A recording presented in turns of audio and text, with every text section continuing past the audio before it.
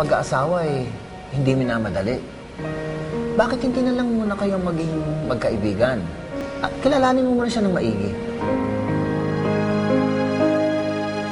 Hindi ka pwedeng umalis. Magmula ngayon, dito ka na lang. Eh, paano po yun? Kung di po ako aalis, sino po kukuha ng pagkain natin? Sino po manghuli ng talangka? Lolo Pancho mo. Lolo Pancho, Diyos mio.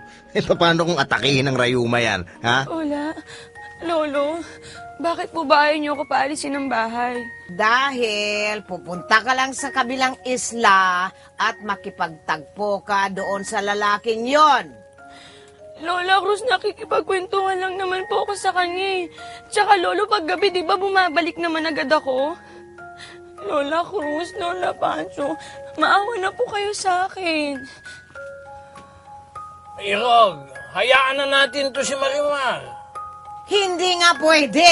Hindi siya pwedeng umalis ng bahay. Dito lang.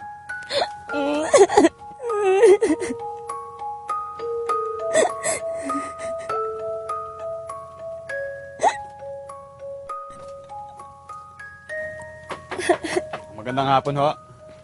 Dito ho ba nakatira si Marimar?